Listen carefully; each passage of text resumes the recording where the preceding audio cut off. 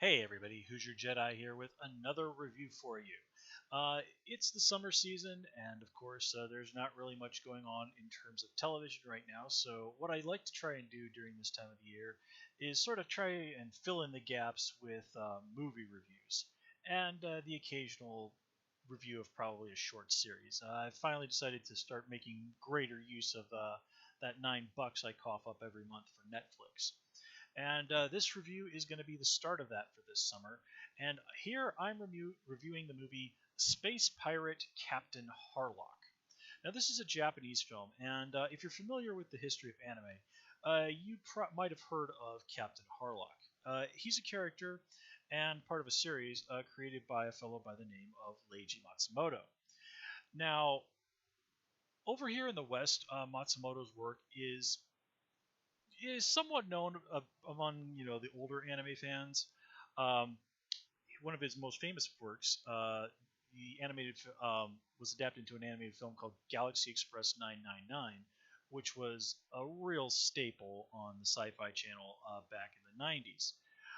But modern audiences, a lot of them are probably not going to be really very familiar with him.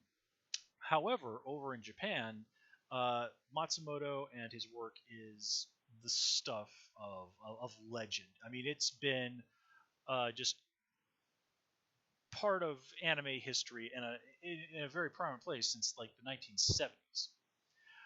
Just to kind of give you an example, that film I mentioned, Galaxy Express 999. Years ago, I was in Sapporo, Japan, where I used to live.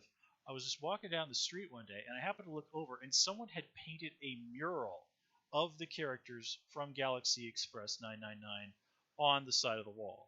The character, particularly of Maytel, is even like for decades has been kind of an icon of much beloved female characters from anime over in Japan.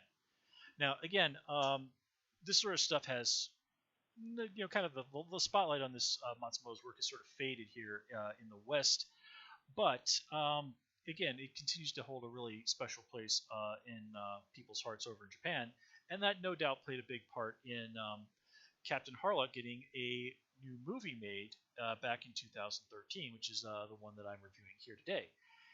And now Harlock himself is not a character I was super familiar with. Well, Galaxy Express 999 is a good movie. Matsumoto was a guy whose work never really hugely appealed to me personally. Um, but he does get a lot of credit for creating really famous characters, of course, like Maytel, Captain Harlock, Queen Emeraldus. Again, very very iconic characters for people who know their anime history, or for just folks who like the old school stuff. But anyway, so this movie is kind of a very nice modern interpretation of the character of Harlock. Now, again, I went into this not knowing a huge amount about the character. I kind of did a quick glance to kind of brush up a little bit on him after I watched the movie. And the first thing I have to say is that visually, this movie is amazing. It is spectacularly animated. It looks so much like what we see, for example, in the modern Final Fantasy games, for example. In fact, it looks at times a little suspiciously too much like Final Fantasy. But yeah, taking that modern Final Fantasy's visuals, yeah, okay, it has its good points and its bad points. However you feel about modern Final Fantasy, you're probably going to feel similarly about this movie. And just the action sequences, the character designs, the costume designs, the world, the way, just the design of everything, the buildings. It's beautiful and amazing. Um, I was like, even if you look up the Wikipedia article about this movie, like even James Cameron was quoted as really, really heavily praising the visuals of this movie, and it is entirely deserved. The film looks spectacular. The problem, though, is kind of when we get into the story. And I'm not going to talk a huge amount about the story because I don't want to spoil anything. But there are parts of the story that just kind of go from that's really stretching it to this is ridiculous to are you effing kidding me? I mean, never mind the fact that this movie it clocks in at about an hour and 50 minutes. You probably could have cut 20, 25 minutes out of this movie, and it really wouldn't have suffered that much. It really has some very serious pacing problems, particularly in the middle. Now, as it gets into the final act, things pick up a little bit more in both in terms of pacing and in terms of story, but it then kind of veers right back off again into, oh my god, this thing still has 20 minutes left, and oh my, are you kidding me? They're really going for something as schmaltzy as this? It's just,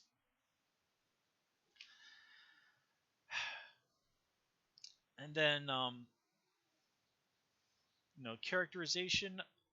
A lot of focus is put on some new characters who are not from the original stories, and okay, you're having somebody come in to serve as a sort of perspective character.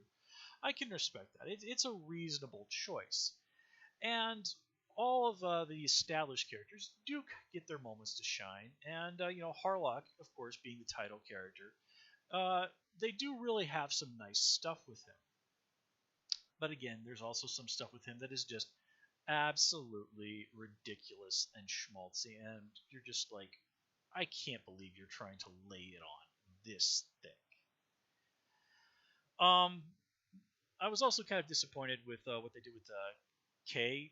She's basically like one of only two women on Harlock's ship, and she does have like one really nice moment as a character, and she is presented as being pretty badass, but she's also given a scene where she's shown taking a shower for absolutely no reason whatsoever. And, well, I mean, okay, she's basically one of only two women on the entire ship. You can't really hold that against the movie itself because that's sort of how it was in the original story, but still, you kind of were hope basically I kind of was hoping for her to see a little bit more of her, since she does seem to be basically the first officer on the ship, doing stuff that's a little bit more first officer. uh, and that kind of gets into some other things we have in this movie. For whatever reason, in both this even in the subtitles, and this is film is available on Netflix, both dubbed into English and in the original Japanese. And I think I saw a Spanish dub on there as well. I watched like maybe 15 minutes of the movie in English, and the English version really stinks. And it's like there are moments where it's like, wow, you're not even trying in the slightest to get the what the characters are saying to match up with the way their mouths are moving. Now, granted, the mouth movements on details like this are much more detailed, so getting it to match up is a much more difficult chore than it is with regular animation. So okay, points there, but still, it's just like, wow, Advent Children did this so much better. And there's also they changed some of the characters' names even in the translation of the subtitles for the Japanese version. The main character is called one of the main characters is called Yama, and then he's renamed Logan for some reason. Um, his brother is named Isola, which I think translates as like riches or treasure in Russian for some reason or whatever. He's changed to Ezra, which okay kind of makes sense. And then one of Harlock's crew, who's this dumpy dude, who's the navigator, he gets changed from something Japanese to something that sounds like vaguely French. And it's just like, why?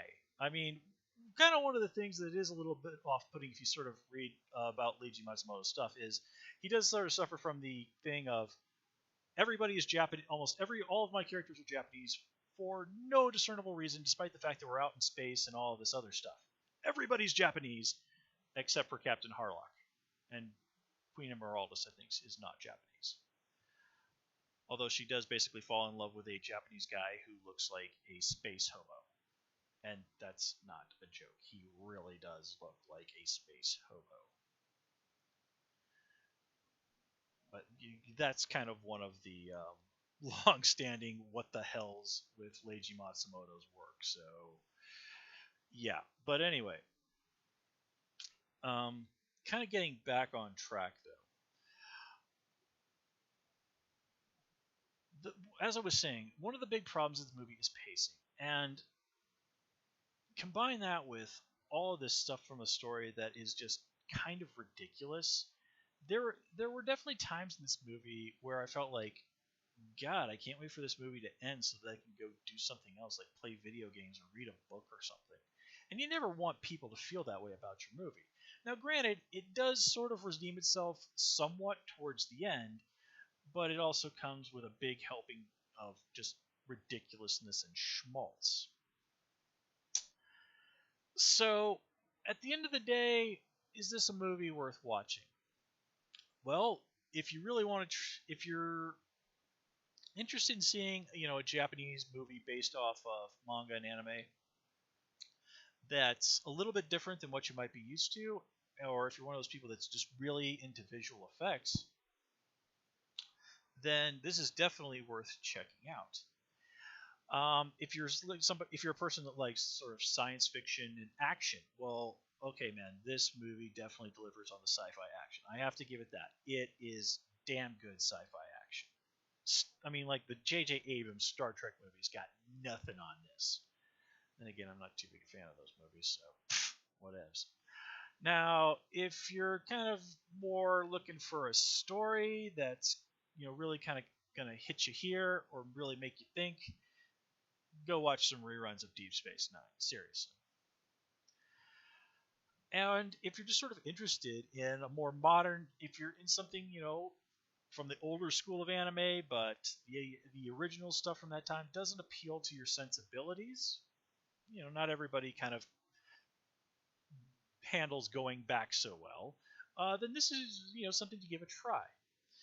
But it is while it's a very visually a very pretty movie, it's a movie that definitely has some story and pacing problems, and it's a big old case of your mileage may vary. But it's definitely worth at least giving a shot, in my opinion. It's might not be everybody's cup of tea, but some people are really gonna dig it. So, with that said, guys, I'm going to call it here. As always, please comment, rate, subscribe. And of course, you can follow me on Twitter at Hoosier Jedi. And you can also join me on Tumblr at Jedi Reviewer. Until next time, take care and have a good one.